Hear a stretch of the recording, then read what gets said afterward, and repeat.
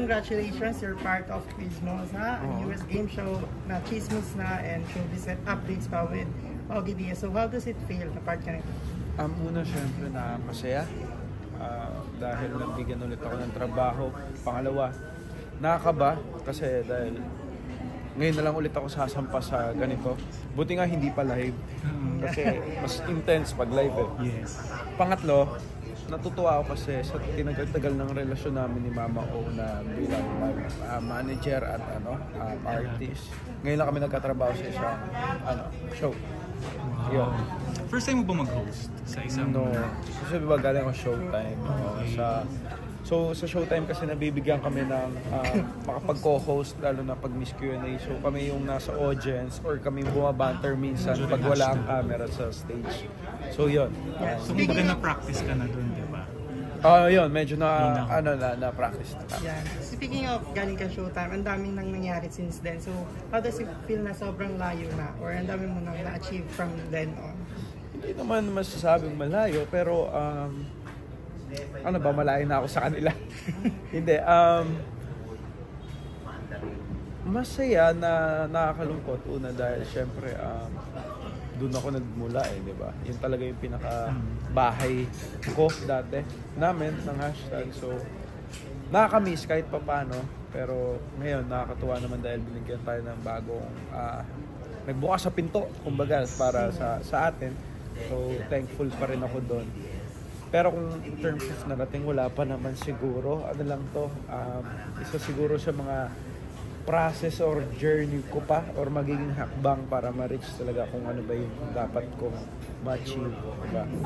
Sorry to ask lang, so ano ba talaga yung nangyari or dahilan bakit kayo or umalis or inalis ba sa Showtime? Wala, maski kami hindi namin din alam. Actually, wala kaming alam. Dahil siguro, dahil siguro pandemic. Okay. Pandemic yun eh. Pandemic and then, nung nakaluwag, nag-shutdown, di ba? Pandemic, nag-shutdown din. Lumuwag, wala na eh. Hindi na namin alam. Siguro dahil nagbago rin yung sistema sa Showtime, hindi namin talaga alam. Anong reaction mo? Siyempre, yung una, ano ba, dahil nung pandemic or nung hindi na kami nakabalik? Yung hindi na kayo nakabalik sa Showtime. Like, regular nyo kasing ginagawa. Sir, regular, diba? Kayo used to go there. Siguro una nagtataka dahil syempre may Showtime naman. Given naman na dapat bilang lang ang tao sa Showtime kasi ng pandemic. Pero nung naging maluwag, may audience na. Nagtataka hanggang sa wala, parang tinanggap na lang namin wala, hindi na talaga wala nang tawag So, tinanggap na lang namin ng ng maluwag sa aming damdamin, di ba? Hindi rin hanggang ngayon, hindi namin alam talaga. So, since then, parang nabuwag na rin yung hashtag or ano ba? May nagkaroon na kayo ng solo career? Solo? Before pa naman, buo pa naman hashtag, may kanya-kanya na kami career, di ba? May, lalo na sila Ronnie McCoy, James, di ba? May kanya-kanya na. Kung nabuwag, kung tatanungin niyo ako kung nabuwag na, hindi ko rin alam kung nabuwag na kami kasi walang official na announcement. Pangalawa, yung iba nasa 7 na, di ba? Nasa si Luke, si John, di ba? Yung iba naman hindi na nag-aartista, yung iba naman nag-aaral, yung iba naman nasa kanya-kanya namin career. So, kung tatanungin yung buwag na kami, walang announcement pero parang ganun. Kung tatanungin ako gusto ko mabalik, gusto ko. So, makasama pa rin kami at makasama ko sila sumayaw sa isang tablado. So, hindi ko masabi Hindi ko maano Kasi minsan sa Showtime, sinasabi pa rin hashtag Jameson. Yes, nag-guest siya recently. Yun nga Hindi naalis yung branding. Ayun nga hindi na parang hindi pa rin naalis. It just so happen. Hindi lang talaga particular kung ano yung nangyari. Katulad yan, di ba nag-guest sila parang last month lang or this month lang. Hashtags pa rin. So, hindi namin alam. Wala yung branding. So, pero hindi nyo ba naging manager si Meme Vice nung naging hashtag kayo? Hindi, wala bang chance na? Hindi Ang hawak sa amin ng kanya-kanya namin manager tapos Showtime mismo. Yeah, speaking of Meme Vice, Gaway po. speaking of Meme Vice, since you're part of Showtime and very close to Meme Vice, sorry to ask, pero ano yung reaction mo right now? Kasi parang nababash siya uli. Parang always na nababash Meme Vice. Pero ngayon kasing recent issue, yung joke niya about kay Julian. Yung sa church. Yung nag-joke siya, tapos ngayon, binabash siya ng mga tao. Kumbaga, ano ba yung pagkakakilala mo kay Meme Vice? Kasi parang yung iba kasi yung mga jokes niya, they take it in seriously. Hindi siguro kasi tao lang din naman si Ganda, di ba? Parang lahat tayo may kanya-kanyang opinion, di ba? Ganun naman eh. Komedyante siya. Dapat, di ba, maintindihan din naman ng mga tao yun, ng mga viewers. Di ba? At di ba, sabi nga nila, hindi naman lahat ng tao gusto kay. Di ba? Kaya ganun siguro yung nangyayari kay Ganda. Pero dapat maintindihan nila na komedyante si Vice, di ba? Feeling ko naman aware na rin naman siya sa mga ganun. Oo, tsaka sanay na yun si Ganda sa sa mga bash-bash na yan. Wala nang talab sa kanya yan. Since 15 years na yung Showtime, ilang years kayong naging part ng Showtime? 5. Sa 5 years na yun, any memorable, tsaka aning reaction mo na, mensahe mo na 15 years na ang Showtime? So yun, masaya ako siyempre sa Showtime dahil naging part kami, na naka 5 years kami doon. Tapos, message ko lang, sana naman. Dahil kung gusto pa rin namin sumayaw sa Showtime talaga kami, lahat kami ng Dalawang batch, di ba? Hashtag 1 and 2, ayan, oo. So, gusto pa rin namin kahit paano. So, baka maimbitahan, diba? Baka balik kami, regular kami. Gusto pa rin namin. Yes, kasi yung Street Boys, meron silang reunion concert. Yun nga, concert. Kayo rin, diba? Hashtag, kahit performances muna and then, why not, yun. Kasi may mga names na rin sila. Ayun. As far as I know po, no, ito po yung first ever project nyo with Kawatin Network. Yes po. So, tanong ko po kay Tonton, nung in-accept nyo po yung co-host role, no? Sino ba kausap mo? Kay Tonton. Tamo naman ako ng tama ito.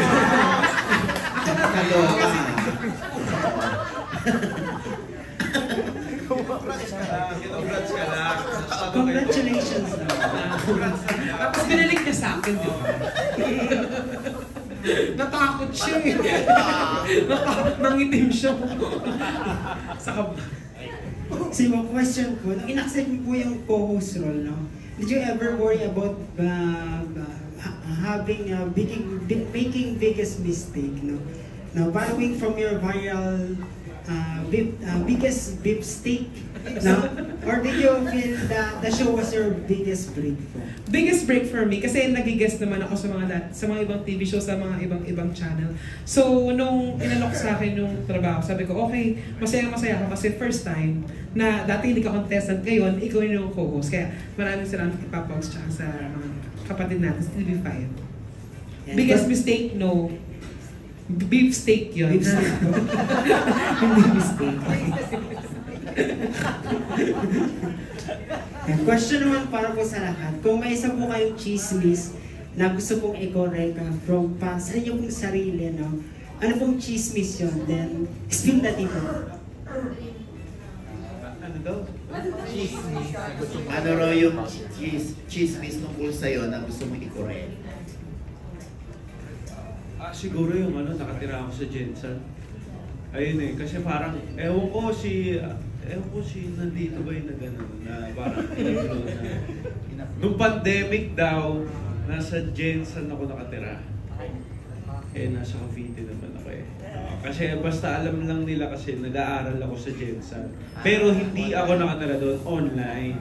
Yun lang siguro para sa akin. Iniyak mo ba yun? Ba't ikaw bigla nagtanong? Siya na. Ayun lang yung sa akin. Dinibdib mo ba? Tapos na nga. Nagkaroon ka ba ng mental health issue? Hindi, correct ko lang. Nasa Dasma lang ako. Nasa Cavite lang. Okay, ikaw naman. Ako naman yung sabi nila babae daw ako, hindi po. Hindi po ako babae. Rockstar po ako sa amin. Wala naman ako nababalitaan pa na chismis about me. Wala din naman. Okay. Kasi hindi. Yung mga sinasabi nila sa akin yung pang-bubog doon. Totoo naman yun. Yung chismis yun. Kaya wala na kayo correct. Yun. Ikaw, te. Naku. Parang ikaw madami. Trigger ready Ready na po kami, naka-roll na po, Oo, naka-record. nakakaloka. Hindi, ang dami-dami namang maling ano sa akin, interpretasyon, maling impression sa akin. Na hindi, ha? Half Brasilia pa daw. Half gaga. Hindi. Di ba ako na? Ako na, di ba? Kasi sa kayo, di ba? Bigyan ko kayo ng moment, ha? Hindi, joke. Anyway, hindi marami naman sa akin. Siyempre, may maraming, sa totoo lang, medyo kinakabahan din ako sa show na ito. Dahil meron din mga artista na hindi rin naman namin ma-please pag nag-showbiz update kami. Yung iba nagtatampo, yung iba nagagalit, ganyan. Wala naman kaming magawa. Dahil katulad din ng mga reporters na naririto, hindi naman din lahat ng reporters kaibigan ng lahat ng artista, di ba? So, yung misconception sa akin na buti nga tapos na yung patay na yung issue na ampun ko lang yung mga anak ko. Tapos na yun. Oo. Dahil minsan meron akong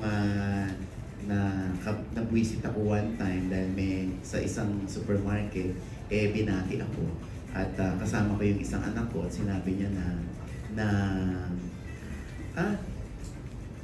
ano yan, pamangkin mo? Hindi ito. Adopted mo? Yung ganun. Sabi ko, pero babae pa naman yan. Parang gusto ko siyang gusto kong i-try sa kanya para magkaroon siya ng...